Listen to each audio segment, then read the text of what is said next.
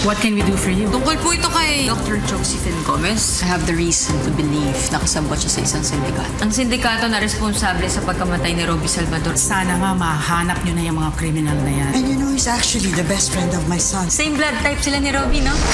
What a coincidence, ma'am. Eman, anong ginagawa mo rito? Kausapin ko si Colonel Manzano. Bakit? Kailangan mo dito. Gusto kong bumalik ng NIA. Gusto ko mapatunayan na walang kinalaman dito si Anton. Lalo may commitment ka kay Anton, ikakasal pa kayo. Paano ko naman pakakasala sa taong pinagdududahan ko? Paano kung hindi mo siya pakasalan tapos wala pala siyang kasalanan? Paano? Ginagawa mo dito? In-interview ko yung mama mo tsaka yung ate mo. Okay, mag-alala. Makipag-cooperate ang buong ospital para sa investigasyon. Salamat. Huwag ka magpasalamat sa mahal na mahal ko sila ni Celine. Kaya gagawin ko ang lahat para sa kanila. You want justice for your son. Alam kong magaling ka, Emma. But your judgment, clouded by too much anger, makes you a walking time bomb. Makapasok man akong NIA o hindi, paparusahan ko yung mga taong pumatay sa anak ko at hindi niyo ko pigilan.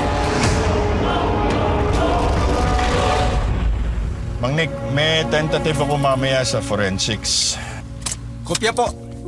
Andito lang po ako. Antayin ko lang tawag ninyo.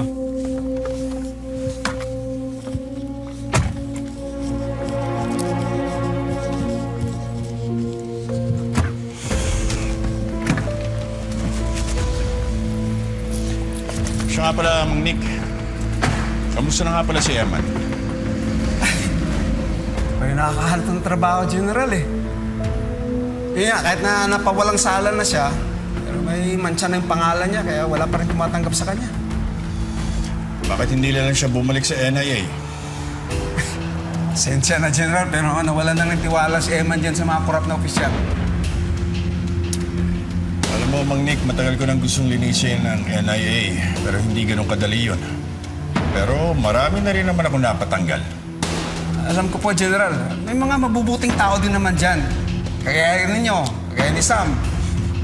Salamat ho, Mang Nick. Meeting adjourn.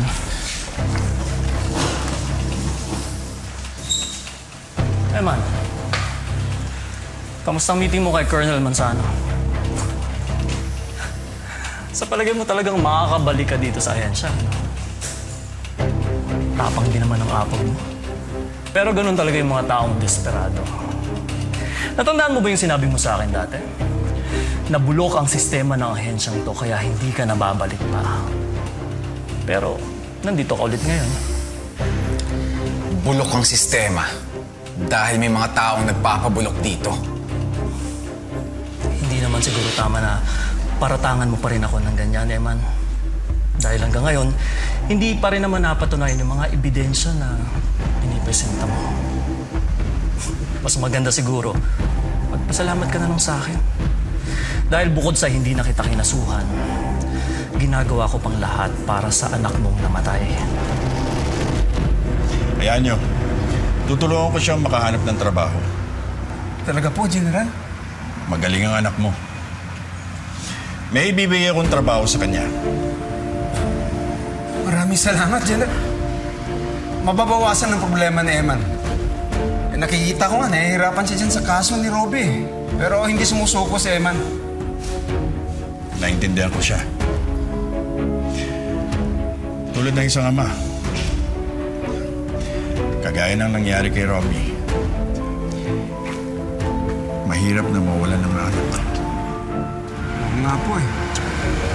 Nung nakulong nga lang si Eman at naglayas yung bunso ko, sakit eh.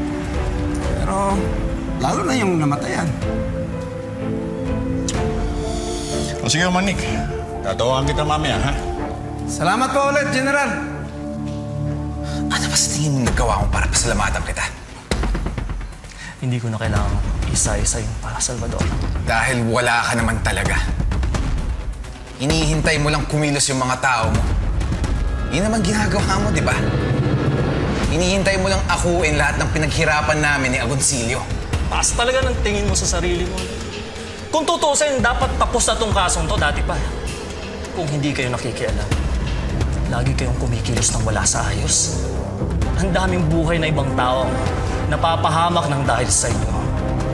Pinahirapan niyo lang kami. Ikaw ay nagpapahirap sa amin, Major. Di ba? Mas importante nga sa'yo yung perang nakukuha mo sa sindikato kaysa sa mga inosenteng buhay. Malaki-laki na rin siguro naman yung nabulsa mo, di ba? Siguro naman sapat na yun para bumili ka ng konsensya at ng puso. Sige! Nabong mo! Sige! Tuloy mo!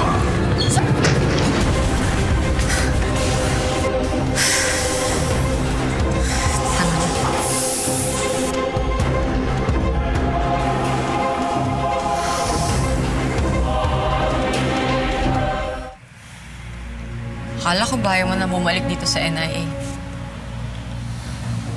Pag nandito kasi ako, mas makakakilos ako.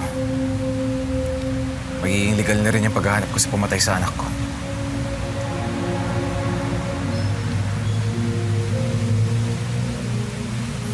At Sam, sana maging katuwang kita dito sa NIA. At sana huwag mo rin isipin na sinisisi kita sa bagay ng investigasyon.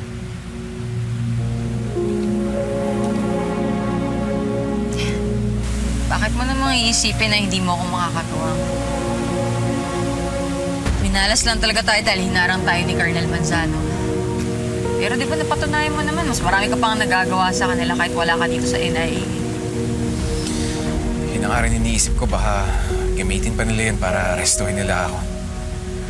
Hindi ka na lang kaya humingi ng tulong kay General Chavez. Natulungan niya si Kaloy, si Mang Nick. Sigurado tutulungan ka rin niya. Alala ka nun, di ba? Matutulungan ka niya makabalik dito sa NIA.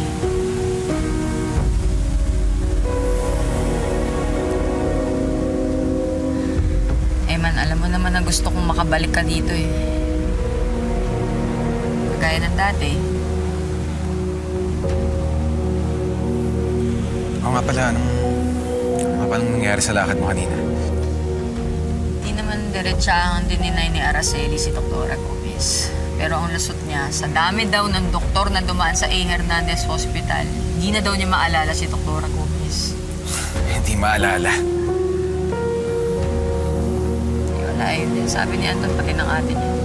Malamang yun yung gagawin nila, itatanggi nila. Man, mahirap kumuha ng ebidensya ng sapilitan, kaya pinapaalala ko sa'yo, huwag ka munang susugod.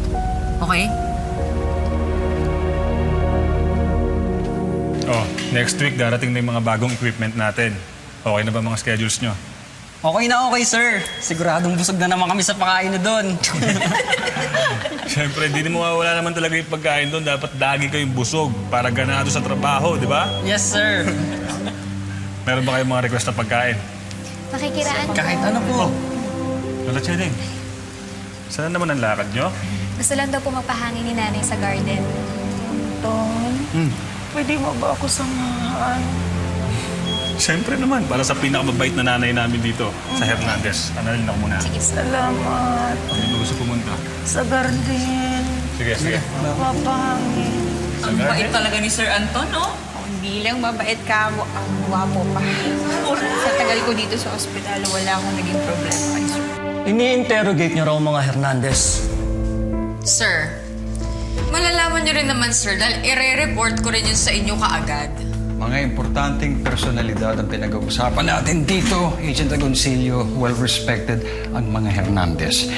Not to mention, pamilya na halos ni Celine Delgado, ang ina ni Robbie Salvador. Do you realize the ramifications of what you just did kapag nakaabot kay Celine at pinagsususpetsahan natin ang pamilya niya o sino mang doktor na associated sa mga Hernandez? Sir, as far as I know, wala akong sinabi na ang suspect ang mga Hernandez. Si Dr. Gomez po ang iniimbestigahan namin, whose work history happens to reveal that she worked in one side of the A. Hernandez Hospital, sir. These people are not stupid, pare. Hindi pumasok sa utak nila na baka pinagdududahan na natin ang credibility nila. Yes, sir, pero bakit naman nila iisipin yun? Lahat naman ng ospital na pinagtrabahuhan ni Dr. Gomez ay pupuntahan ko. Hindi ko sila pinag-iinitan. Then why did you insinuate something about the rarity of Lester and Robbie's blood type?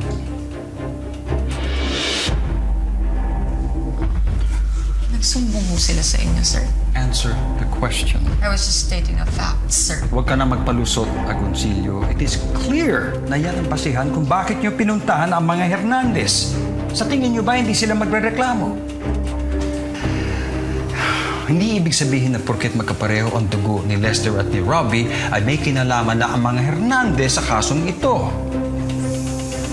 You should know by now, Agoncillo, that in our field, 1 + 1 does not always equal 2.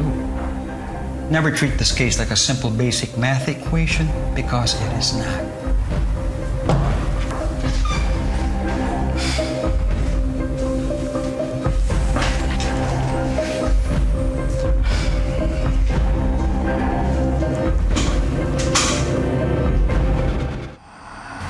Ang laki ng kasalanan ko. Ayos lang naman sa akin, kastiguhin nila ako. Pero bakit kailangan nila kampen yung mga Hernandez? Sam, kumalma ka nga muna. Oo, uminom ka muna ng tubig. Bakit sa akin galit si Colonel Manzano, ha? Eh kung hindi naman dahil sa amin, hindi uusag to investigasyon na to. Eh, baka naman masama lang yung gising ni Colonel. Oo, napagsabihan. Anong ibig mo sabihin? Hindi mo ba napansin? Nakapagsumbong sa kanya agad si Dr. Araceli. Ano ibig sabihin nun, ha? Magsabot sila? Kaya lalong lumalakas yung hinala ko sa mga yan. At kaya bakit ayaw nilang pabalikin dito sa inyo? Dahil alam nila, matitimbog sila. Yan, silang dalawa ni Dante. Ay, tubig. Ayaw mong uminom eh. O, anong gagawin na natin? Tutuloy pa ba natin plano? Oo. Bakit hindi? Ha? Yung papasindak sa kanila. Pero Sam, tingnan mo, ang hirap kasing kumilos dito eh. Paano natin magagawa yung mga diskarte natin kung yung nasa paligid natin mga kalaban?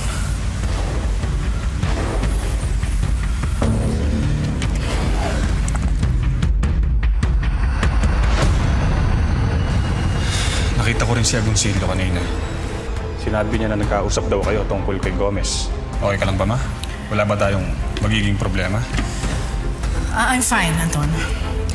Wala naman siguro silang nakuhang incriminating sa mga sinagot namin ni Amelia.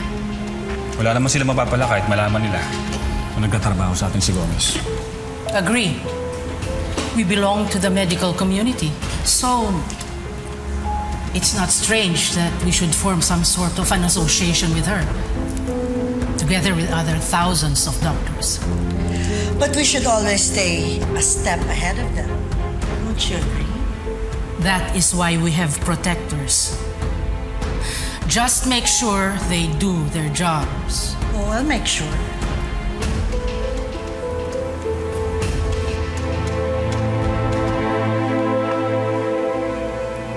Pumunta si Salvador sa opisina ko kanina. He wants his job back. Anong sinabi mo? Tinagyan ko siya. Bakit?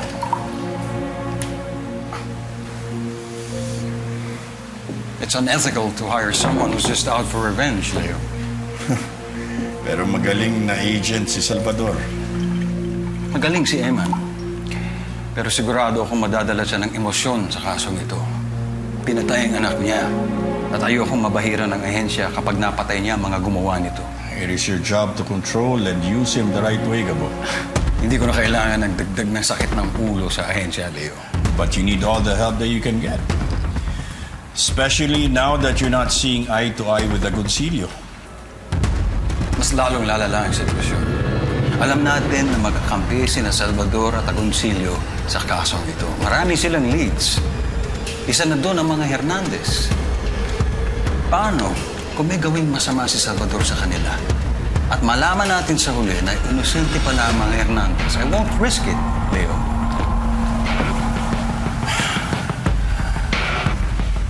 So, sinasabi mo na papunta na ang paghihinala ni Agoncillo sa mga Hernandez. For Agent Agoncillo to bring up the issue about the rarity of Lester's blood type na kapareho ni Robbie Salvador, yes, Leo, doon na papunta ito. You know what? Sama sa point. Yung blood type, yung timing ng pagkawala ni Robbie. Hindi ka ba nababahala? Matagal mo ng kaibigan ang mga Hernandez. Matalik na magkaibigan ang misis mong si Clarissa at si Dr. Amelia. Nababahala. kung sakaling may kinalaman nga sila sa mga kasong ito, ako ang unang-unang magugulat, Gabo. Pero sa batas, walang kaibigan, walang pamilya, walang kamag-anak. No one is above the law.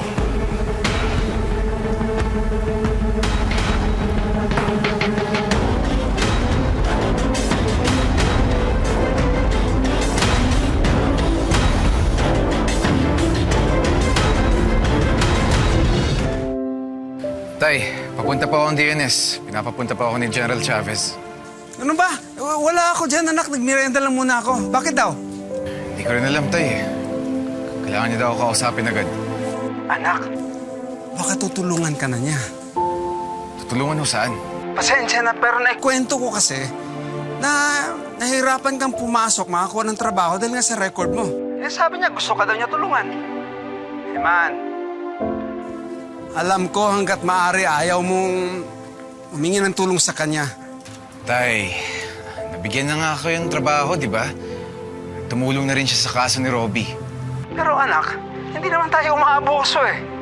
Ang iniingi ko lang, tanggapin mo ang tulong ng taong gustong tumulong. Malay mo, baka mas may malaki ka may tutulong sa kanila. Tsaka alam mo, kung meron mang mas nakakaintindi sa'yo, dahil pareho kayo ng pinagdadaanan, si General Chavez yan, anak. Sige, Tay. Pasalamat na lang tayo sa mga biyayang dumadating sa atin, anak. Ha?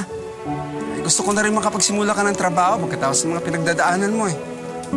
O, sige. Tawagan mo ako mamaya, ha? Good luck. Good luck, anak. Sige, ingat rin po kayo. Hello, anak. Nabili ko na yung gusto mo. Siyempre, fighter chai. Pauwi na si Daddy.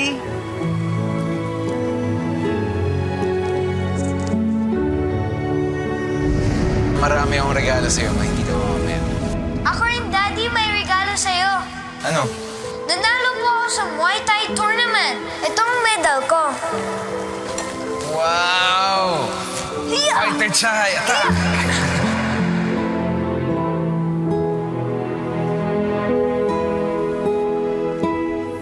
I would like to thank you for your relentless effort to solving this case. I know I shouldn't be encouraging you, but I have to admit, nakatulong ka. General, hindi lang naman ho ito para sa anak ko eh. Para na rin to sa mga ibang biktima. Alam kong maraming sumusuporta at umaasa sa'yo. Meron din namang mga bumabatikos dahil hindi mo dapat ginagawa to.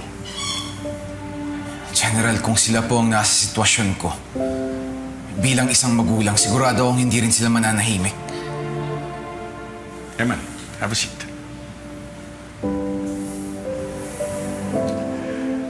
Kaya naman sa simula pa lang gusto na kitang tulungan. Pareho tayong namatayan ng anak. Yun din ang gagawin ko.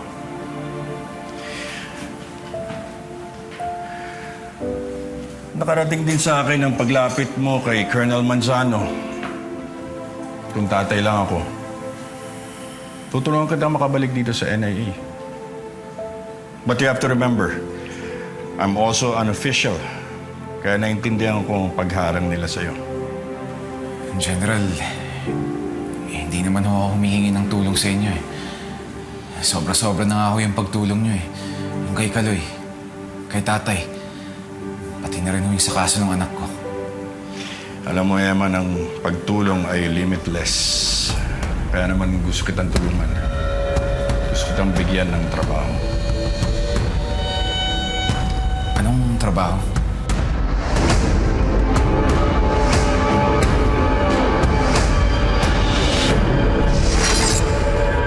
Walang kasalan. Kailan ba natin pagpapladuhan na lagot ng kasal na to? Hindi ko nga alam. Palagi ko lang hindi alam. Hanggat walang nagbabayad ng kasalanan. Wala sa atin ang dapat mawalan ng pag-asa hanggat hindi nauhuli ang taong gumawa nito. We need to know what his plans are. And I want an assurance that we will be safe. Hindi pwedeng masira ang negosyo. Pare-pareho tayong babaksak. Walang hanggang paalam.